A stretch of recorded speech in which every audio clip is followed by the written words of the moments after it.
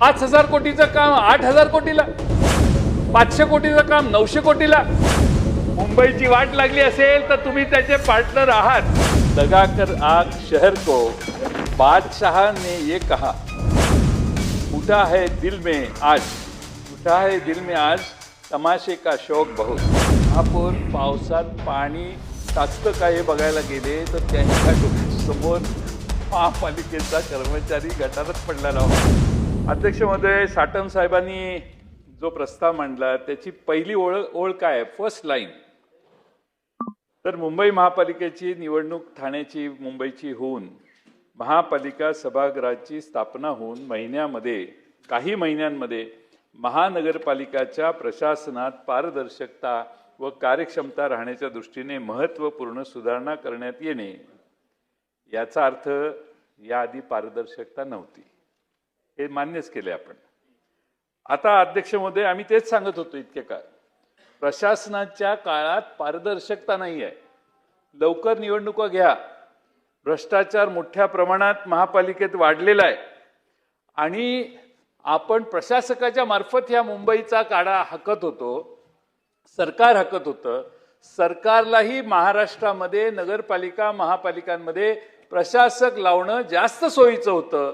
त्याचा दुष्परिणाम काय, तर साटम साहेबांचं आजचं भाषण, त्यांनी अतिशय योग्य अशी वर्णन मुंबईचं केलेलं आहे. 4 वर्ष प्रशासक काळ होता म्हणून डिटोरिएशन प्रचंड मोठ्या प्रमाणात झालं. अध्यक्ष महोदय, अमित साटम साहेब सतत 1000 कोटीचा उल्लेख करत होते. मला सांगा, 21-22ला बीएमसीच्या ठेवी 91,690 कोटी होत्या. 25-26ला त्या घटून 79,498 कोटी इतक्या झाल्या. म्हणजे सुमारे 12,192 कोटीची घट झाली. एप्रिल 26 अखेर ठेवी आणखीन कमी झाल्या आणि 77,810 कोटी रुपये राहिल्याचं वृत्त आहे. म्हणजे अध्यक्ष महोदय, फेब्रुवारी ते एप्रिल या 2 महिन्यात 3,639 कोटीची घट झाली. याच्यावर आपण कधी बोलणार? एवढे पैसे खर्च करण्याचा एकट्या आयुक्ताला अधिकार आपण देऊन बसलो. लोकप्रतिनिधी नसल्याचा दुष्परिणाम. आणि पालकमंत्र्यांचं कार्यालय महानगरपालिकेत होतं, लोढा साहेबांचं. पालकमंत्र्यांचं कार्यालय जर महापालिकेत होतं तर मग पालकमंत्री काय करत होते? काय उद्देश होता की पालकमंत्र्याचं कार्यालय महापालिकेत न्यायचं कारण होतं? कारण महापालिकेवर तुमचा वर्चस्व राहावं, अंकुश राहावा, ठीक आहे, तुमचं तर तुमचं वर्चस्व. पण त्याने काय दिवे लागले? तर हे दिवे लागले जे अमित साटम यांनी आपल्या भाषणात सांगितले. अध्यक्ष महोदय, या ठिकाणी 2017 साली निवडणूक झाली. त्यानंतर यावर्षी निवडणुका झाल्या. 17 पासून 26 पर्यंत म्हणजे 6-7 वर्ष हे शहर लोकप्रतिनिधी आणि त्यानंतर प्रशासकाच्या हातात होतं. प्रशासक कोणाच्या अंडर काम करायचे? नगर विकास खात्याच्या अंतर्गत. आता या प्रस्तावानुसार आता पारदर्शकता आणली जाते. मला शंका येते की जाणीवपूर्वक कोणत्या विभागाला बदनाम करण्यासाठी हा प्रस्ताव आणलेला आहे का काय, असं मला त्यात राजकारण दिसतंय. नगर विकास खातं तुमच्याकडे नाही आहे, तुमच्या भारतीय जनता पक्षाकडे नाही. ज्यांच्याकडे आहे त्यांच्या अधिकारात ही नगरपालिका होती असं हिंट करण्याचा प्रयत्न अमित साटम विधानसभेचे सदस्य आहेत, पण त्याचबरोबर महापालिकेतील भारतीय जनता पक्षाचे मुंबई शहराचे अध्यक्ष पण आहेत. खरं तर अध्यक्ष महोदय, मुंबई ठाणे कल्याणपूरचा उल्लेख न करता सर्वच महापालिकांचा उल्लेख त्यांनी करायला पाहिजे होता. कारण राज्यभरात ह्या महापालिकांची अवस्था तीच आहे. शहरं बकाल झाली. मागच्या 4-5 वर्षात अनेक IAS अधिकारी जरी नेमले तरी त्यांचा प्रभाव प्रशासनावर पडला का नाही माहीत नाही, किंवा ते त्या सगळ्यात गुरफटले गेले. आणि म्हणून आम्ही 22 सालापासून सांगतोय की प्रशासक राज बरोबर नाही. निवडणुका घ्या. लोकांना अडचणीला सामोरं जाणं गरजेचं आहे. पण तुम्ही निवडणुका घेतल्या नाहीत का? तर तुम्ही नुकतेच सर्व मार्गाचा अवलंब करून सत्तेवर आला. तुम्हाला तुमची छबी सुधारायची होती. निवडणुकांना सामोरे जायला तुम्ही घाबरत होता आणि त्यामुळे तुम्हाला काळ पाहिजे होता. या काळात या शहराच्या तिजोरीवर डल्ला मारण्याचं काम झालं. हे अध्यक्ष महोदय आपण लक्षात घ्या. एक शेर मला आठवतो, सुधीर भाऊ, लगाकर आग शहर को, सुधीर भाऊ, लगाकर आग शहर को, बादशाह ने ये कहा, उठा है दिल में आज, उठा है दिल में आज तमाशे का शौक बहुत, झुका के सर शाह परस्त सब बोल उठे, झुका के सर शाह परस्त सब बोल उठे, हुजूर का शौक सलामत रहे, शहर है और बहुत. अध्यक्ष महोदय, या शहराची अवस्था बादशाहच्या मनात आलं म्हणून काय केलेली आहे ते मी अध्यक्ष महोदय तुम्हाला सांगतो. अध्यक्ष महोदय, यात सांगितलं गेलं की 1000 कोटीचं टेंडर रद्द करण्यात यावे आणि सर्व खरेदी GEM मार्फत करण्यात यावी. अध्यक्ष महोदय, अशी अनेक उदाहरणं आहेत की आपल्या सोयीचा कॉन्ट्रॅक्टर नसेल, लोएस्ट येत, तर परत परत रिपीट टेंडर काढण्याचा कार्यक्रम आता अलीकडे चालतो. आधी कंडिशन्स अशा घालायच्या की फार कमी कॉम्पिटिशन होईल. ठरवायचंच, तू हे काम घे, तू हे काम घे, तू हे काम घे, तू तिकडे भर नको, तू तिकडे भर, असं सगळ्यांचं मॅनेज करायचं आणि मग टेंडर काढायचं. आणि सगळ्यांनी 4 ठिकाणी टेंडर भरायचे, ठरल्याप्रमाणे सगळ्यांना टेंडर वाटण्याचा कार्यक्रम होतो. रिंग होते आणि रिंग होते, तिथल्या स्थानिक आमदारालाही माहीत नसतं, काहीच माहीत नसतं. हे वरूनच सगळं कार्यक्रम महापालिकेच्या स्तरावर होतो आणि त्याचा परिणाम हा होतो की अतिशय सुमार दर्जाची कामं मुंबईच्या माथी पडायला लागलेली.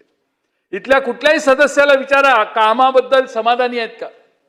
बर, 5000 कोटीचं काम 8000 कोटीला, 500 कोटीचं काम 900 कोटीला. अध्यक्ष महोदय, माझी विनंती आहे, मंत्री महोदयांनी उत्तरात जाहीर करावं की मागच्या 4 वर्षात झालेल्या कामाची चौकशी करणं, व्हॅल्युएशन करणं, क्वालिटी तपासणं, हे काम पुढच्या 6 महिन्यात साटम साहेब तुम्ही करा. तुम्हाला ह्या सगळ्याचे उत्तर मिळतील. पुन्हा कधी आयुष्यात प्रशासक नेमला असेल कुणी तर त्याची ताकद होणार नाही, एवढे चौकशीतून महत्व किंवा मुद्दे बाहेर येतील. अध्यक्ष महोदय, खरं म्हणजे आपण महापालिकेच्या बिल्डिंगमध्ये मी सांगितलं की आता ठराव परवा मी वाचनात आला की सदस्य वाढणार आहेत, ते बसायला महापालिकेचं कार्यालय जरा कम्फर्टेबल नाही म्हणून दुसरीकडे कार्यालय बांधणार आहेत, असं मी ऐकलं. नवीन हॉल कुठेतरी बांधणार आहेत समोरच, आझाद मैदान. अध्यक्ष महोदय, ऐतिहासिक बिल्डिंग, मुंबई महापालिका म्हटल्यावर ती इमारत नजरेसमोर येते. कम्फर्टेबल नसेल तर जरा इकडे तिकडे करून काहीतरी बसायची व्यवस्था नवी करा, पण नवा हॉल बांधायचा, हे काय चाललंय अध्यक्ष महोदय? या महाराष्ट्रात, देशात मुंबई महापालिकेचा आणि व्हिक्टोरिया ते आपले छत्रपती शिवाजी महाराजांच्या नावाने आपण जे स्टेशन उभं केलेलं आहे, या दोन्ही इमारती या मुंबईची ओळख सांगणाऱ्या आहेत. तिथनंच महापालिका तुम्ही बाहेर काढायला लागला. म्हणून अध्यक्ष महोदय, माझा नव्या इमारतीला विरोध यासाठी आहे. थोडंसं काहीतरी मार्ग काढा. पाहिलं तर अमित साटम साहेबांना तिकडे घेऊन जावा. अमित साटम साहेब चांगल्या आर्किटेक्टला बसून सगळे कसे बसतील व्यवस्थित, हे व्यवस्था तुम्हाला सांगतील. अध्यक्ष महोदय, खरं म्हणजे मी एवढीच या ठिकाणी विनंती करेन की 4 वर्षाच्या प्रशासकीय काळाची चौकशी झाली पाहिजे. अध्यक्ष महोदय, कुठंतरी प्रशासक असला तरी चौकशी होऊ शकते, याचा मेसेज सरकारने दिला पाहिजे. आणि अमित साटम यांनी हा प्रस्ताव मांडलाय म्हटल्यावर सरकार याच्यावर फार गंभीर आहे आणि म्हणून या 4 वर्षाची चौकशी करण्याची व्यवस्था ही सरकारने करावी, ही पहिली माझी मागणी. अध्यक्ष महोदय, शाळांमध्ये 27 वस्तू GEM मार्फत खरेदी करण्याचे यात लिहिले आहे. अध्यक्ष महोदय, 1-2 महिन्यापूर्वी शालेय विद्यार्थ्यांना कुपोषणातून बाहेर काढण्यासाठी, त्यांना सकस आहार देण्यासाठी प्रोटीन बारचा उपक्रम महापालिकेत राबवला होता. प्रोटीन बार, या प्रोटीन बार मध्येच काचा, दगड आढळायला लागली. अध्यक्ष महोदय, प्रोटीन बार मध्ये इतर पदार्थ खाण्याचे असतील तर समजू शकतो, काचा आणि दगड आढळतात. अध्यक्ष महोदय, याला कोण जबाबदार? खरेदी कुठूनही करा, पण मुलांच्या जीवावर बेतेल असं तरी काम होणार नाही, याची काळजी घ्या. अध्यक्ष महोदय, आज मुंबईमध्ये अनेक दवाखाने, एकदा जाऊन या त्या दवाखान्यात, काय परिस्थिती आहे, किती स्वच्छता आहे, किती अस्वच्छता आहे, ह्याचा जरा अभ्यास करा. सुविधा अद्ययावत असून महापालिकेच्या दवाखान्यात त्याच्यात आणखीन काही सुधारणा करता येईल याकडे लक्ष द्या. कोविड सारखी परिस्थिती पुन्हा निर्माण झाली तर आपली पंचायत होईल, त्या संकटाला तोंड देण्यासाठी आताच आपल्याला त्यात गुंतवणूक केली पाहिजे. आरोग्य सेवेकडे अधिक लक्ष दिलं पाहिजे. स्वच्छता ते सुविधा यांचं एक ऑडिट करावं अशी माझी सरकारला दुसरी आग्रहाची विनंती आहे. आणि डॉक्टर जाग्यावर आहेत का, रुग्णालयामध्ये औषधं आहेत का, याचा देखील तपास अध्यक्ष महोदय करा. तुमचं काय चाललंय, किंग एडवर्ड मेमोरियल हॉस्पिटलचं नाव बदला. अरे काय नाव बदलाय, काय चाललंय, नाव बदलून काय फरक पडतो. ते किंग एडवर्डच्या सन्मानार्थ बांधलेलं होतं. आज त्या किंग एडवर्ड केईएम हॉस्पिटलच्या ऐवजी तुम्ही नवं हॉस्पिटल बांधा. तुम्हाला तुमचं नाव द्यायचं असेल सुधीर भाऊ मुनगंटीवार हॉस्पिटल, तरी आमचा पाठिंबा आहे. पण तुम्ही उभं करा ना. मागच्यानी उभं केलेल्या गोष्टीचं नाव तुम्ही बदलून तुमचं नाव द्यायची. आणि म्हणून माझं म्हणणं, स्वच्छता आणि सुविधेचं या हॉस्पिटलमध्ये ऑडिट करावं. डॉक्टर आणि औषधी जागेवर आहेत का बघावं. आता मधल्या वेळेत काही वेळेत तर डॉक्टरांना मारहाण करण्यात आली. कूपर हॉस्पिटलमध्ये जर गेला तुम्ही तर तिथं वेटिंग एरिया आहे ना, त्यामध्ये एवढा मोठा कचरा साचलेला दिसून आला होता मध्ये, की कूपर हॉस्पिटलच्या वेटिंग एरियातच कचरा. एखादी व्यक्ती आजारी झाली आणि आजारातून मुक्त होण्यासाठी माणूस हॉस्पिटलमध्ये गेला तर त्यातनं मुक्त होईल, पण दुसरा आजार घेऊन घरी जाईल. एवढी दुर्दशा मुंबई महापालिकेने चालवलेल्या हॉस्पिटलची व्हायला लागलेली आहे. अध्यक्ष महोदय, अजून यात एक सांगण्यात आलं की मुंबई क्लीन लीग चालू करण्यात यावी. चांगली कल्पना आहे. इव्हेंट पण चांगला होईल, चांगले फोटो छापले जातील. प्रत्यक्षात काय होईल की नाही मला शंका आहे.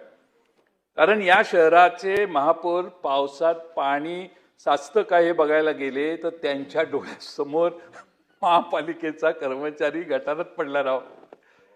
काय परिस्थिती आहे. म्हणजे मी तुम्हाला कोणाला हसतोय किंवा तुमच्यावर टीका करतोय असं नाही, फार फार पॅथेटिक परिस्थिती आहे. आणि त्यामुळं आमच्या वेळी लपत होतं म्हणून तुम्हाला आणलंय. आता बघू काय काय, आता एक जण गटारात पडला, अजून काय काय होतं ते कळेल. पण अध्यक्ष महोदय, खरं म्हणजे ही लीग कागदावरच राहील अशी माझी शंका आहे.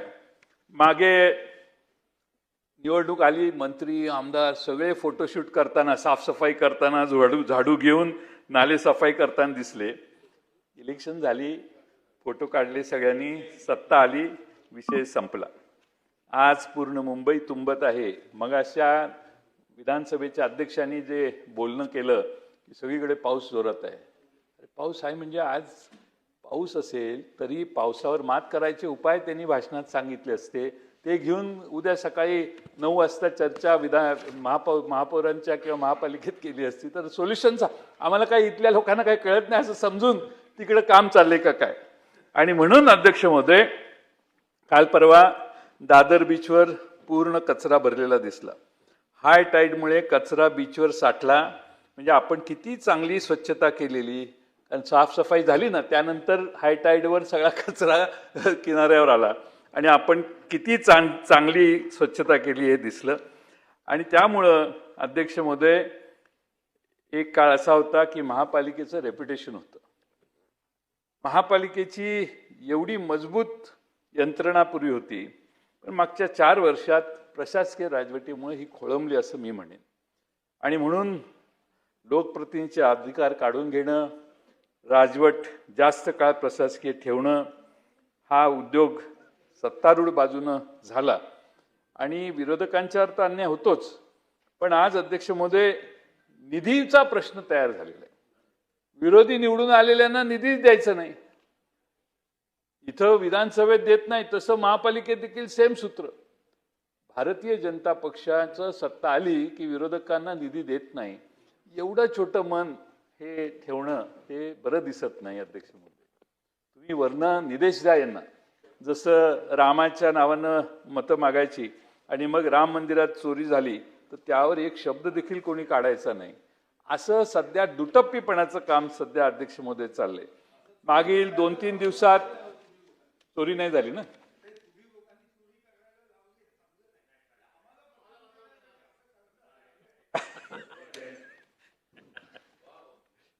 म्हणजे चोरी पण आम्हीच करायला लावली. तुमची बुद्धी एवढी.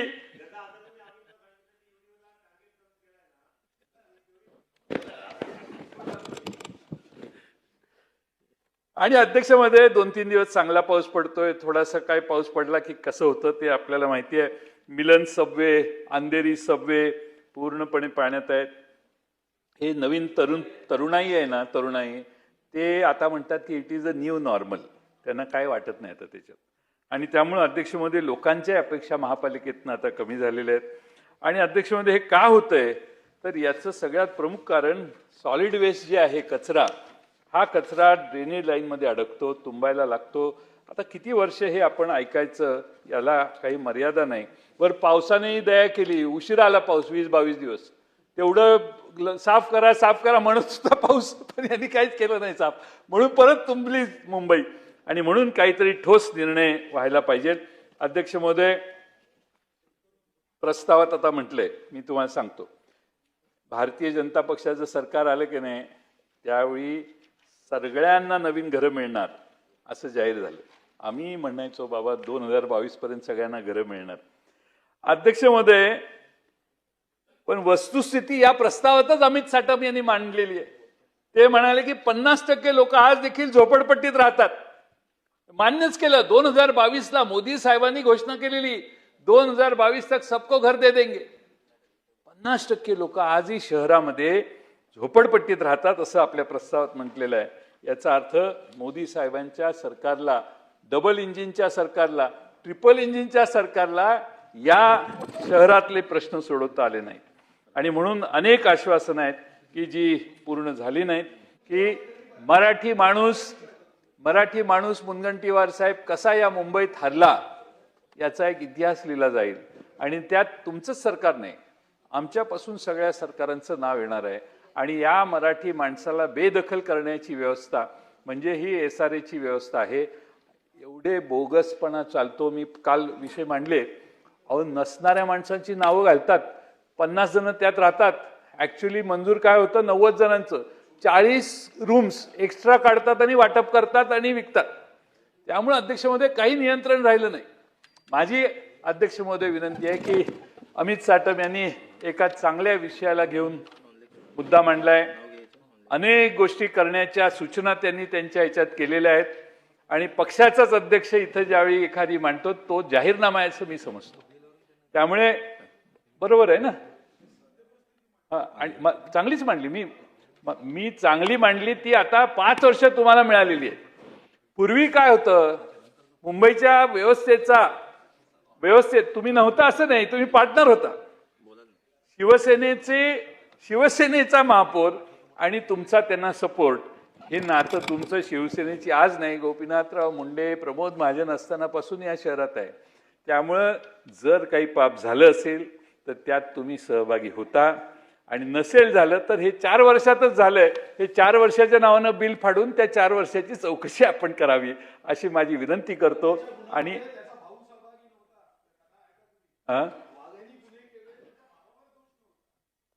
कारण वाल्याबरोबर भाऊ राहत नव्हता. इथे राहत होता तुम्ही.